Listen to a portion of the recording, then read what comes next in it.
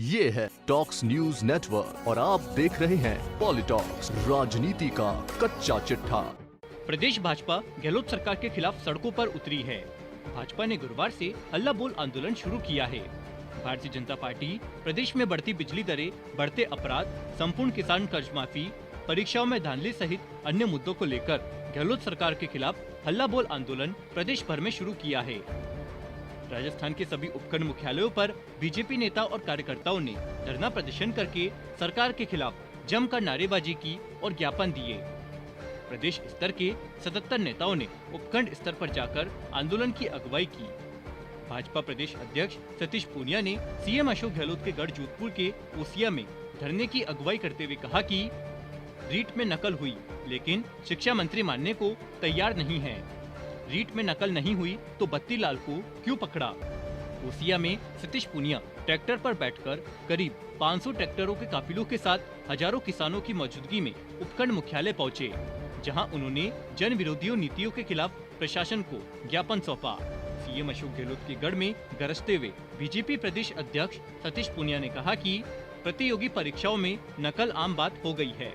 कांग्रेस की सरकार ने बेरोजगारों और युवाओं के साथ खिलवाड़ किया है। कांग्रेस राज में कानून व्यवस्था पूरी तरह बिगड़ चुकी है। प्रदेश क्राइम कैपिटल बन चुका है। मुद्दों को लटकाना कांग्रेस की पुरानी आदत है। सीएम गहलोत को टारगेट करते हुए सतीश पूनिया ने कहा कि सीएम गहलोत को भी 2023 में पता चलेगा, उनको गलतफहमी में नहीं रहना चाहिए। पिछली बार सत्ता पूरी कर गए तो 21 उम्मीदवारी जीत पाए थे। इस बार तो उससे भी ज्यादा खतरनाक स्थिति है। पूनिया ने कहा कि हर खिलाड़ी को अपने प्रदर्शन का पता रहता है। गहलोत उसी के चलते हताशा के दौरे से गुजर रहे हैं। कांग्रेस की जो दुर्गति होने वाली है वह आला कमान ने सोची नहीं होगी। इसके लिए जिम्मेदार अशोक गहलोत होंगे। सतीश पूनिया ने आगे कहा कि ये एक ही बात से राजी हो सकती है कि यदि कांग्रेस पार्टी सत्ता में आई तो पूरा कर्जा माफ कर देंगे, और उन्होंने कर्जा माफ करने का एक बड़ा जोरदार फार्मूला दिया। मैं तो कई बार देखता हूं कि भगवान कृष्ण भी ऐसा फार्मूला नहीं दे सकते। ऊपर से उतर के धरती पे आ जाते तो भी शायद ये काम संभव नहीं होता। उन्होंने कहा कि 10 तक गिनती गिनूंगा, 1 2 3 4 5 6 7 8 9 10, और राजस्थान के किसानों का कर्जा माफ। अब ऐसा अवतार मैंने तो आज तक नहीं देखा। मेरे ख्याल से जागो जी भी ये काम नहीं कर सकते थे, लेकिन राहुल गांधी जी ने कह दिया। बता दें, गहलोत सरकार के आर पार के मूड में दिख रही भाजपा की ओर से कहा जा रहा है कि हल्ला बोल आंदोलन का दूसरा फेज नवंबर में शुरू होगा। सभी जिला मुख्यालयों पर धरना प्रदर्शन होगा। 15 दिसंबर को जयपुर में गहलोत सरकार के खिलाफ बड़ी रैली करने का फैसला किया गया है। दिसंबर की रैली में बीजेपी ने 2 लाख से ज्यादा कार्यकर्ताओं को जुटाने का दावा किया है।